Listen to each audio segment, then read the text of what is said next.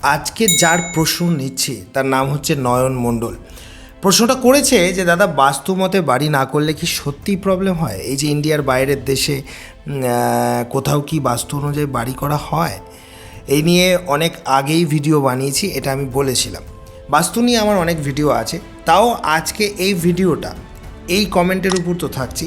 তাছাড়া আরেকটি কমেন্ট যেটা যেটা যেটা আপনাদের অনেকেরই কাজে লাগবে, যে প্রশ্নটা করেছে কমল।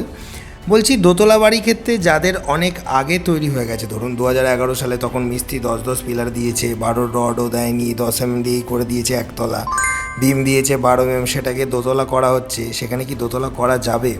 এই যে দুটো প্রশ্ন, এই দুটো প্রশ্নই আজকের মূল ভিডিও।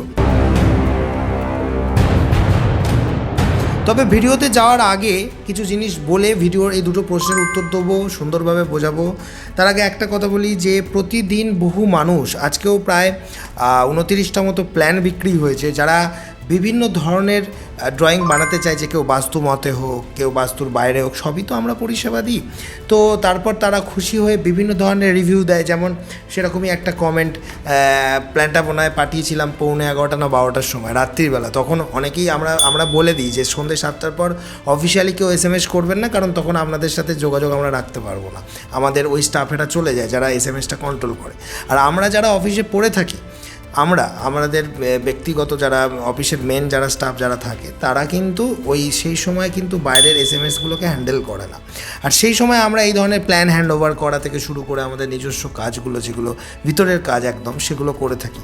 তো রাত 12টার সময় একজন ব্যক্তিকে প্ল্যান হ্যান্ড ওভার করা হচ্ছে এবং সে রীতিমতো আমাদেরকে কুর্নিশ জানাচ্ছে, সেটাই কমেন্টটা। শুধু তাই নয়, একজন খুশি হয়ে আমাদেরকে ভয়েসে বলছে, দাদা খুব সুন্দর হয়েছে প্ল্যানটা, আমার খুব পছন্দ হয়েছে আপনার দেয়া প্ল্যানটা, খুব বোঝাতে পারছি তো? এই ভালোবাসাটা কিন্তু কোনো কিছুটা কিন্তু মানে ফালতু নয়, ফলস নয়, এটা আপনাদের সামনে জলজ্যান্ত প্রমাণ দিয়ে দেখিয়ে দিলাম। তো এই ভালোবাসাটা কেন পাই? তার কারণ প্রতিটা মানুষ যারা আমাদের কাছে প্ল্যান নিতে আসে, তাদের বাড়িগুলোকে আমরা শুধুমাত্র ওই পয়সা দিয়ে কাজ করাচ্ছে বলে দায় সেরে দিতে হবে, এটা ভাবি না। আমরা কি মনে করি? আমরা মনে করি যে বিল্ডিংটা যদি আমার হতো, বিশেষ করে আমি নিজে একদম পার্সোনালি, অনেক লোক আছে যারা আমাদেরকে দাদার মতো মানে শ্রদ্ধা করে, ভালোবাসে, আর সত্যি করেই তারা দারুণ থেকে দারুণ প্ল্যান পায়। আর কিছু কিছু লোক আছে যারা পিছন পাকা লোক, যারা মনে করে যে শুধুমাত্র একটা সংস্থার মতো করেই আসে, তাদের পিছনে বাসও ঢুকে যায়। আমি এরকম বহু লোক দেখেছি যারা আমাদের থেকে প্ল্যান নিতে এসেছে, কোনো কারণে আমাদের সাথে তাদের বনিমানা হয়নি, আমরা তো টাকা ফেরত দিয়ে দিই। আমরা আজ পর্যন্ত কোনো দিন কোনো মানুষকে আমাদের একটা টাকা নিয়ে কাউকে ঠকাইনি কোনো দিন। আমরা যাদের সাথে বনিবনা হয় না, টাকা ফেরত দিয়ে দিই। কিন্তু সেই সমস্ত লোকগুলো, এবং সবথেকে বড় ব্যাপার, তারা তো কুমার কনস্ট্রাকশনের সার্ভিস থেকে বঞ্চিত হয়।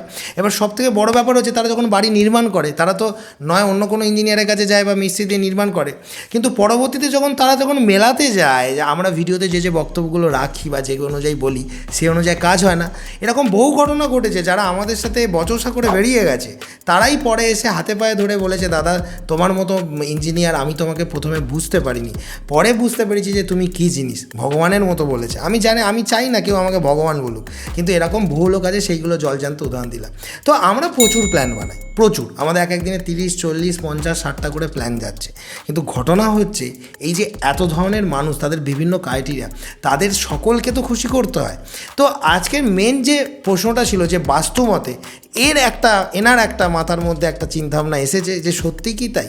তো আজকে এটা নিয়ে বিশ্লেষণ করব, আর শেষকালে বলবো, আগেতে যখন এত ইঞ্জিনিয়ার ছিল না, এখন তো সোশ্যাল মিডিয়াতে আমরা ভিডিও বানাচ্ছি, চারিদিকে ইনফরমেশানে ছড়াছড়ি, অনেক জায়গা থেকে অনেক কিছু জানা যাচ্ছে। আগে তো কিছু জানা যেত না, তখন যে বাড়িগুলো হয়ে গেছে, তারা কি করে দুতলা করবে আর নাকি করা যাবে না, সেটা শেষে বলছি।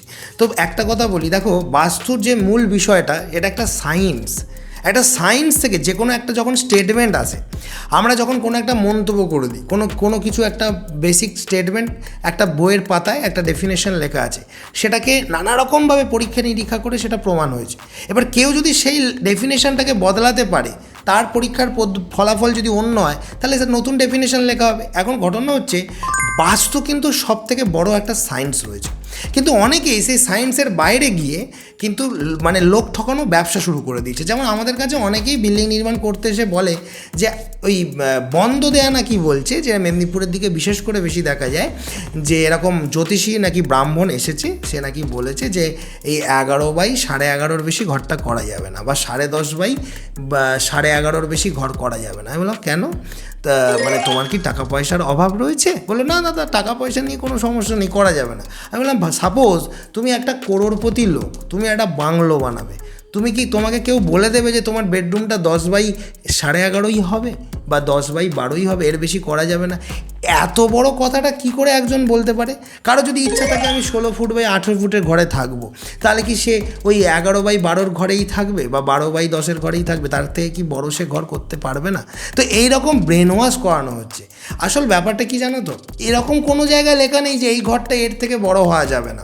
একটা জিনিস দেখা যায় কি, যখন আমরা একটা আর্কিটেকচারাল ড্রয়িং বানাচ্ছি তখন দেখছি কোথাও না কোথাও যে একটা ঘর যদি লম্বায় এতটা বড় হয়ে যায়, যেখানে গিয়ে দেখা যাচ্ছে যে তার মাঝখানে যে ডাইনিং প্যাসেজটা তৈরি হয় বা লিভিং প্যাসেজটা তৈরি হয়, সেখানে গিয়ে দেখা যাচ্ছে ঘরের ওই একটি কলম এমন চলে আসছে বা সেখানে লিভিংটা বা ডাইনিংটা ভালো বেশ একটা স্পেসিয়াস চারচৌকো স্কোয়ার ডাইনিং বেরোচ্ছে না, তখন দেখা যাবে সেই ঘরটার বাড়ানোর ক্ষেত্রে কিছু লিমিটেশন থাকতে পারে।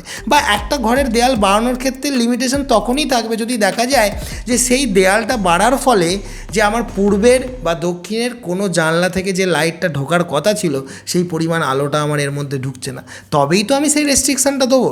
কিন্তু দুনিয়ার কোনো বাস্তুশাস্ত্রে এটা লেখা নেই যে ঘরের মাপ ওই 10/11 হতে হবে বা 10.5/11 হতে হবে। এই রকম কিছু মূর্খ অশিক্ষিত লোকজন যারা এটা ওটা বলে ওই ধর্ম শাস্ত্র এটা ওটার দোহাই দেখিয়ে মানুষকে ভয় দেখিয়ে কিন্তু মানুষের মগজ ধোলাই করছে। কিন্তু প্রকৃত অর্থে এই রকম কোনো সায়েন্টিফিক কারণ নেই যে ঘরটার মাপ এর থেকে বেশি হওয়া যাবে না। এবার এখানে বাস্তু সায়েন্স কি বলছে?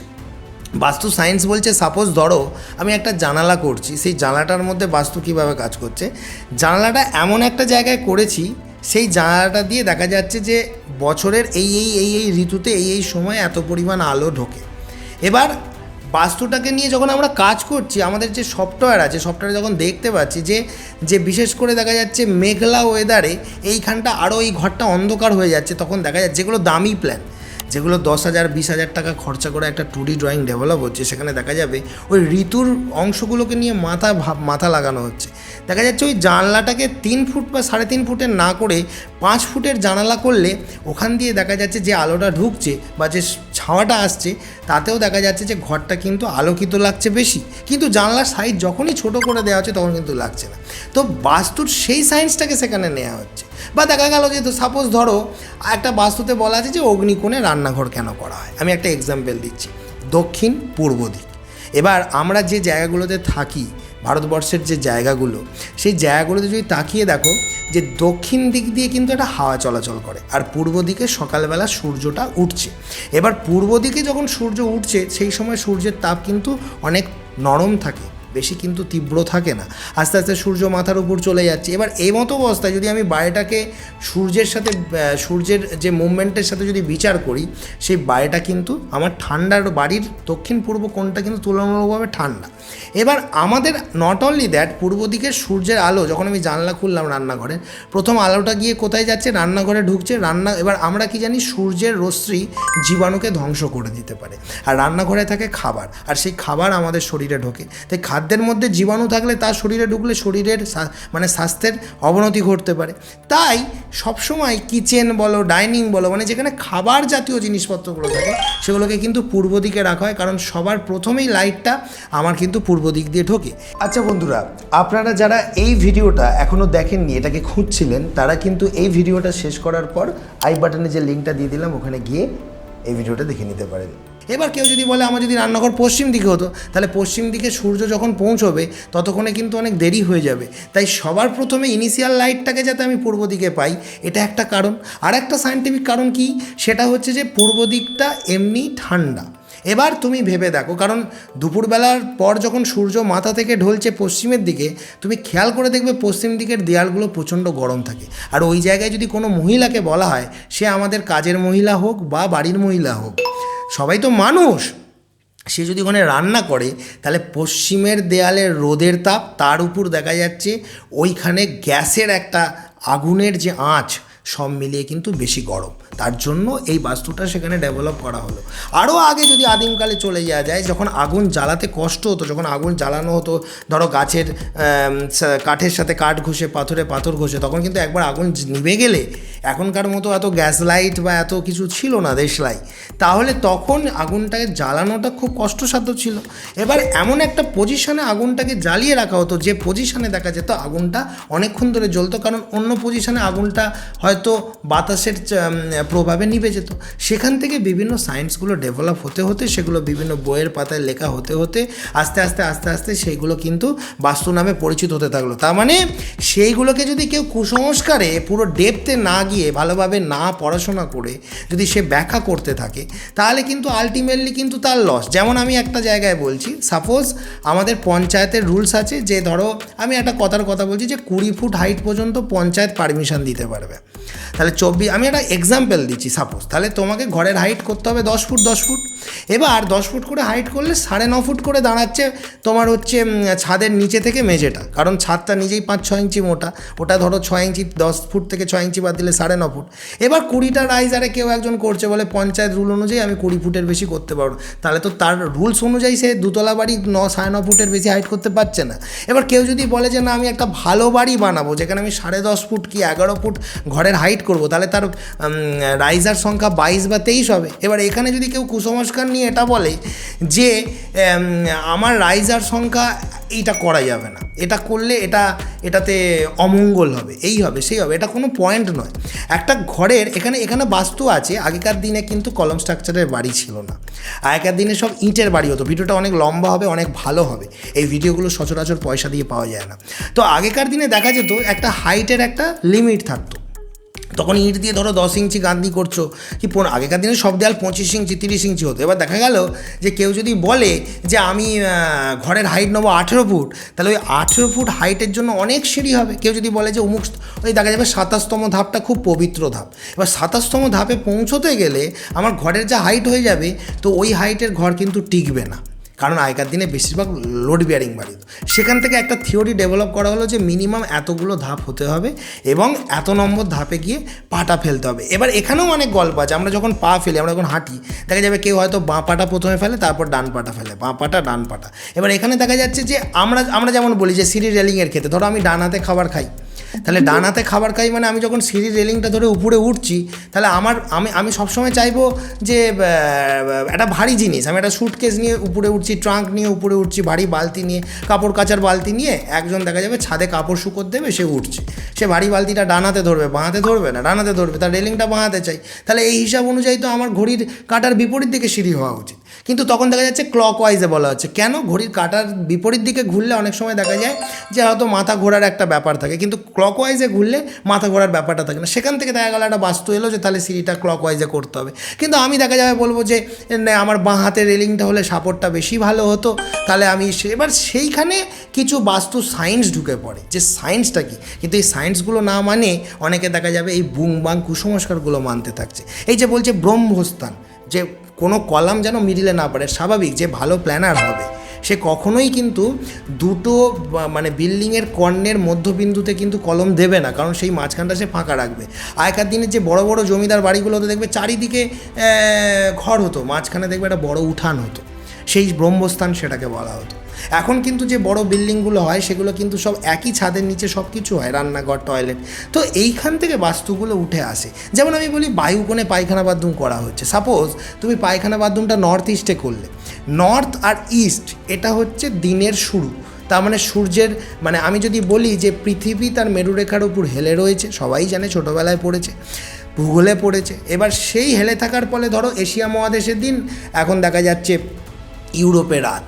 আমি কথা বলছি, বোঝার চেষ্টা করো। তাহলে ইউরোপে যখন রাত, আমাদের এখানে দিন, আমাদের এখানে যখন দিন থেকে রাত হচ্ছে বা রাত থেকে দিন হচ্ছে, তখন প্রথম যে দেখা যায় নর্থ ইস্ট থেকে লাইটটা ঢুকছে। তাহলে আমাদের যে source of light and source of air সেটা নর্থ ইস্ট। তাহলে আমার উত্তর পূর্ব দিক থেকে যদি আমি ধরি যে সমস্ত এনার্জি ঢুকছে, তাহলে সেখানে যদি কোনো নোংরা, অর্থাৎ ধরো ড্রেন, নর্দমা, পায়খানা থাকে, তার মাধ্যমে, যেটা আমি বলছি বাতাসের মাধ্যমে ধূলিকণা উড়ে আসে। তাহলে অনেকে হয়তো বলে কেন বায়ুকোণ থেকে কি বাতাসের মাধ্যমে ধূলিকণা আসবে না? তুলনামূলকভাবে কম আসবে।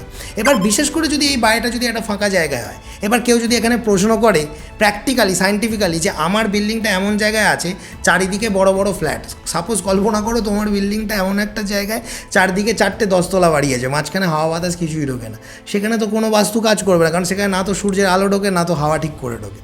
তাহলে একটা জিনিস বুঝতে হবে, কোনো কিছু অন্ধের মতো করলে হবে না। একটা বাস্তুতে বলা আছে এইটা করতে হয়, কেন করতে হয় তার পিছনে সায়েন্সটা কী ছিল, সেই সায়েন্সটা কি এখানে অ্যাপ্লাই হবে? যদি সেটা এখানে অ্যাপ্লাই হয় তাহলে সেই বাস্তুটাকে এখানে অ্যাপ্লাই করা যাবে, আদারওয়াইজ নয়। অনেক সময় আমরা প্ল্যান করতে গিয়ে দেখেছি এরকম অনেক বাস্তু জিনিস আছে যেগুলো ওই ব্যক্তিটার ক্ষেত্রে অ্যাপ্লাই হবে না, ওই ব্যক্তিটার ক্ষেত্রে ওই বাস্তুটার যে সায়েন্স সেটা ওখানে অ্যাপ্লাই হচ্ছে না, কিন্তু সে বোকার মতো কোনো এক জ্যোতিষীকে দেখিয়ে ব্রাহ্মণকে দেখিয়ে ওরা না এটা করতে হবে। তাহলে তারা মূর্খ নয় তো কারা মূর্খ?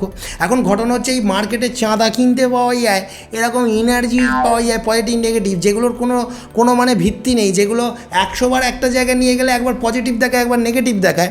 এখন এই সব দিয়ে মানুষকে নতুন কিছু দেখাতে পারলেই আকর্ষণ করা যাবে, মানুষকে এটা ওটা বলে ভয় দেখাতে পারলেই মানুষ ভয় খেয়ে যাবে, আর তারপর সেই ধোঁয়ায় দেখিয়ে সেই প্রোডাক্টটাকে তাকে বিক্রি করা যাবে। আচ্ছা বন্ধুরা, আপনারা যারা এই ভিডিওটা এখনও দেখেননি, এটাকে খুঁজছিলেন, তারা কিন্তু এই ভিডিওটা শেষ করার পর আই বাটনে যে লিঙ্কটা দিয়ে দিলাম ওখানে গিয়ে এই ভিডিওটা দেখে নিতে পারেন।